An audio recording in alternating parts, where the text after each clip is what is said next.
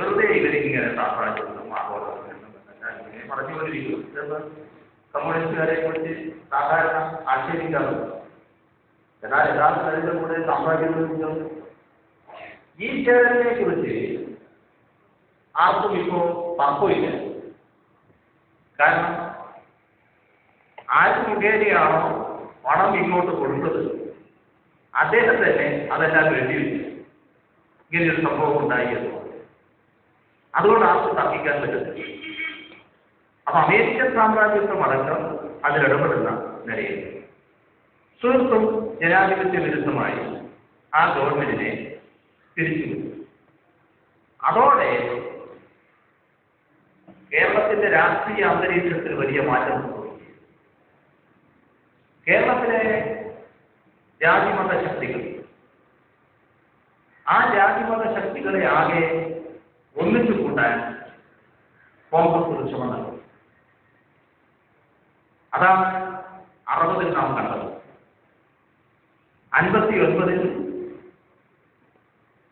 EMS നേതൃത്വമുള്ള ഗവൺമെന്റിനെ പിരിച്ചുവിട്ടതിന് ശേഷം ആ പിരിച്ചുവിടുന്നതിന് വേണ്ടി ഒരു പ്രക്ഷോഭം നടന്നതിന് തന്നെ ഇത്തരം എല്ലാ വിഭാഗങ്ങളെയും കൂട്ടി ആ ജാതിമത ശക്തികളെ ആകെ കൂട്ടിക്കൊണ്ട് തെരഞ്ഞെടുപ്പിലേക്ക് കോൺഗ്രസ് നീങ്ങി. കേരളത്തിലെ ഏറ്റവും വലിയ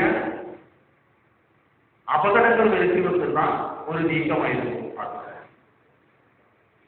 57-ലെ ഗവൺമെന്റ് നല്ല നിരക്ക് കാര്യങ്ങൾ നടത്താൻ ശ്രമിക്കുമെങ്കിൽ അതിനെയാകെ അട്ടിമറിക്കണമെന്ന് ആഗ്രഹിക്കുന്നവരാണ് ഇത്തരത്തിലൊരു കൂട്ടുകെട്ടുണ്ടാക്കിയത്. അപ്പോൾ കേരളം രണ്ട് ചേരിയായി മാറുകയും ഒരു ചേരി പാവപ്പെട്ടവരുടെ കൂടെയാണ്, നമ്മുടെ നാട്ടിലെ പീഡനം അനുഭവിക്കുന്നവരുടെ കൂടെയാണ്, അവരുടെ ഉന്നമനത്തിന് വേണ്ടി ശ്രമിക്കുന്നവരാണ്. എന്നാൽ അവരെ ചൂഷണം ചെയ്യുന്ന വിഭാഗം ആ താല്പര്യം ഉയർത്തിപ്പിടിക്കുന്നുണ്ട്. അവരെല്ലാം കൂടി മറുചേരി അതിന് മുഴുവൻ വ്യത്യസ്ത ശക്തികളും ഒന്നാകില്ല. എല്ലാ ജാതിമത ശക്തികളും അതിന്റെ പുറം. ഇത് പിന്നീട് ഇങ്ങനെ പുറത്തു വന്നതായി കാണാൻ നമുക്ക്